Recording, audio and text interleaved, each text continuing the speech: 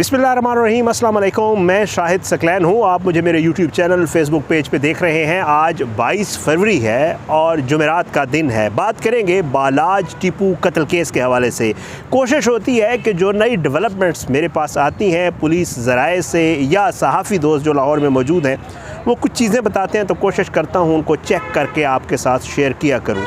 Police ने एक report जो है जमा करवाई है और उस रिपोर्ट में पुलिस ने 500 कॉल्स का जिक्र किया है। वो मामला है क्या? उसके अलावा दो मरकज़ी किरदार हैं इस केस में। मैं आपको बारहा बता चुका हूँ, जो नामज़द करवाए गए हैं, मैं FIR में नामज़द करवाया गया है तीफ़ी भट्ट को और गोगी भट्ट को। इन दोनों के हवाले से भी पुलिस ने कुछ लेटेस्ट डेवलपमेंट्स दी हैं, कुछ लेटेस्ट चीज़ें सामने आई हैं कि ये कहाँ हैं, क्या सूरत हाल है, पुलिस इनको लेकर क्या तफ्तीश कर रही है, ये आपके साथ शेयर करेंगे। और साथ साथ बालाज ने जो है जो वालिदैन की दुश्मनी थी बिल्ला की या टीपू ट्रकों वाले की, उसको लेकर जब वो आया, जब वो पाकिस्तान वापस आया तो उसको लेकर चला और एक बार जो है गोगी भट्ट के घर के ऊपर जो है फायरिंग हुई थी, टीपू भट्ट के घर के ऊपर जो है फायरिंग हुई थी।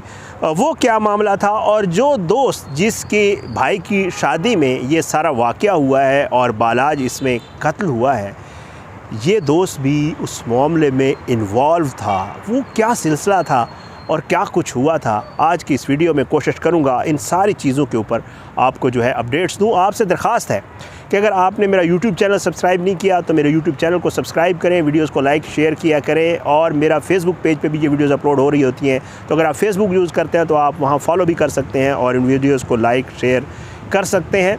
और अपना फ़ीडबैक जो है वो कमेंट्स की सूरत में, सोशल मीडिया पे डायरेक्ट मैसेज की सूरत में भी मुझे दे सकते हैं। बहरहाल जी, आपको पता है ये मामला अब इतना लोग इसमें इंटरेस्ट लेने लग गए हैं, उसकी वजूहात हैं। एक तो लाहौर में मेरे समेत, मैं भी नहीं समझता था जब तक मुझे इन चीज़ों का इल्म नहीं हुआ, मेरे समेत बहुत सारे ऐसे लोग हैं जो ये नहीं जानते थे या जिनको इल्म नहीं था कि लाहौर में भी कोई अंडरवर्ल्ड डॉन, इस तरह की दुश्मनियाँ और ये वाले मामलात हो सकते हैं। जब ये चीज़ें खुल के सामने आई हैं तो लोग इसमें इंटरेस्ट लेना शुरू हो गया। तो इसलिए हम भी कोशिश करते हैं कि इन चीज़ों के हवाले से नई जो डेवलपमेंट्स हो रही हैं वो आपके साथ ज़रूर शेयर किया करें। अच्छा, अब इसमें जो मतलूब मुलज़िम की गिरफ़्तारी के लिए जी इंटरपोल से राब्ते का फ़ैसला कर लिया गया। मैं आपको ख़बर दे देता हूँ।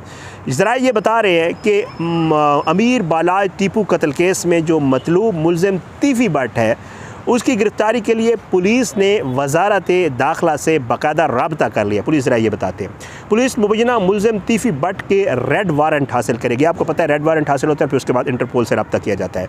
पुलिस हुकाम ये बताते हैं कि केस से मुतल्लिक़ तहकीकाती पुलिस टीम रेड वारंट के बाद इंटरपोल से रब्ता करेगी और उसके बाद तीफ़ी भट्ट अमीर बालाज कत्ल की वारदात के बाद वो कहते हैं कि इस्लामाबाद से दुबई फ़रार हो गया था। मैंने आपको पिछली वीडियो में बताया था, जो कल वाली वीडियो थी, कि जो इस्लामाबाद एयरपोर्ट से फ़रार हुआ है। तो अब पुलिस कंफर्म कर रही है, वो कहती है कि जो फ़रार हो गया है तो इसलिए रेड वारंट हासिल करके इंटरपोल से रब्ता किया जाएगा।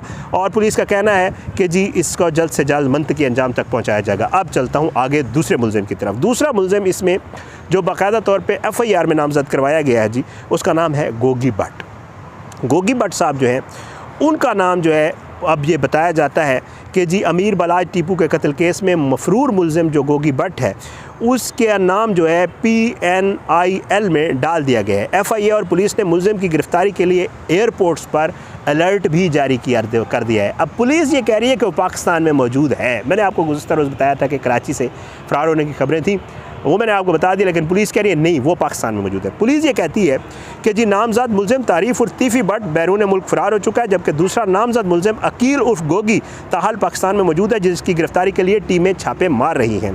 पुलिस हुकाम का कहना है कि तीफ़ी को बैरून मुल्क वापस लाने के लिए काम जारी है, जबकि पुलिस बालाज कत्ल केस में 7 मुश्तबा अफराद को हिरासत में ले चुकी है। मैंने गुज़श्ता रोज़ आपको 4 बताए थे, 3 मज़ीद ले लेंगे तो अब 7 हो गए। ठीक है, अब जो है वो ये बताते हैं कि ये जो provincial national identification list PNIL, इसका मकसद ये होता है, ये स्टॉप लिस्ट होती है। इसमें ये होता है कि ये एयरपोर्ट्स पे और तमाम जो टर्मिनल्स होते हैं, इसमें बसेस भी हो सकती हैं, इसमें ज़मीनी फ़ज़ाई जितने भी रास्ते हैं उन पे एक लिस्ट दे दी जाती है और उस मुलज़िम का नाम बाकायदा तौर पे जो है अलर्ट करवा दिया जाता है कि अगर इस नाम का मुलज़िम कहीं से भी फ़्लाई करेगा तो अगर, क्योंकि ज़ाहिर बात है आपने फ़्लाई जब बाहर मुल्क करना होता है तो आपने पासपोर्ट या शनाख्ती कार्ड ये सारी चीज़ें दिखानी होती हैं, तो जब भी वो कोई इस तरह की एग्ज़िट करने लगेगा मुल्क से तो उसको रोक लिया जाएगा। तो ये स्टॉप लिस्ट के ऊपर उसका नाम भी डलवा दिया गया। ये 2 अहम डेवलपमेंट्स थी जो इस केस में हुई। अब आता हूँ 500 कॉल्स वाला।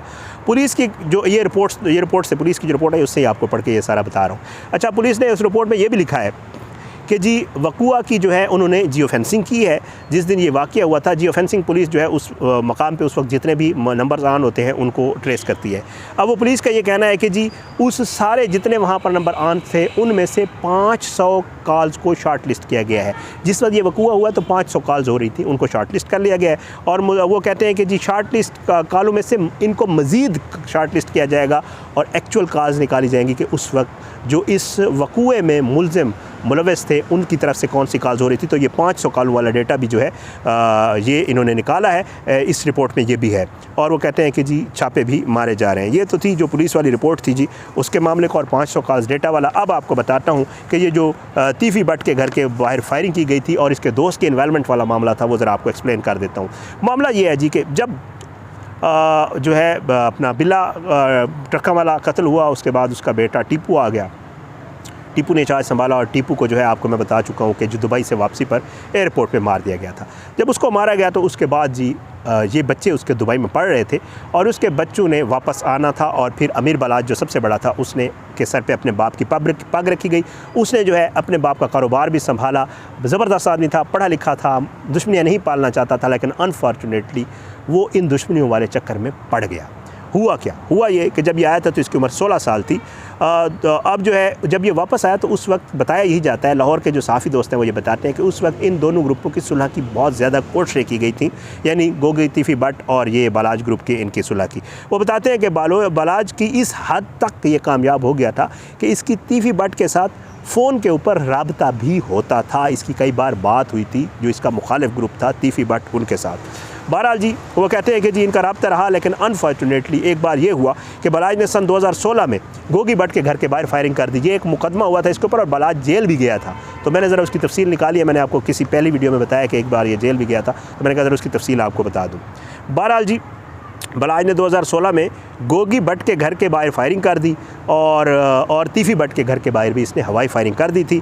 और उस वक्त ये बताया गया था कि पहले इसने तीफ़ी भट्ट के घर के बाहर फायरिंग की और 20 से 22 मिनट बाद नसीराबाद में गोगी और तीफ़ी भट्ट इनके घरों के बाहर जो है वो फायरिंग की गई थी। अब मुकदमा इसका थाना गवाल मंडी में नामालूम अफराद के ख़िलाफ़ दर्ज हो गया। उस वक्त ये नहीं कहा गया था कि इसने फायरिंग किया, लेकिन बाद में क्या हुआ? बाद में इंकशाफ ये हुआ कि जी इसमें बालाज मुलव्वस है। इंकशाफ कैसे हुआ? ये भी बड़ा अजीब व गरीब कहानी है। सहाफ़ी दोस्त लाहौर से ये बताते हैं कि जिस शादी में बालाज कत्ल हुआ है, ये DSP बिलाल अकबर जो रिटायर्ड है उनका बेटा जो है वो भी इसके साथ, जब इसने गोगी और तीफ़ी भट्ट के घर के बाहर फायरिंग की थी तो वो बेटा भी इसके साथ था। किसी को नहीं पता चला था किसने फायरिंग की। पुलिस भी नामालूम के ख़िलाफ़ दर्ज हुई, लेकिन अनफॉर्चुनेटली उसने कहीं बात कर दी कि ये फायरिंग हमने की है। और फिर उसके बाद पुलिस ने उसको उठा लिया। पुलिस ने उसने पूछ-कुछ की तो उसने पुलिस को बता दिया कि जी मैं और बालाज थे और हमने ये फायरिंग की थी।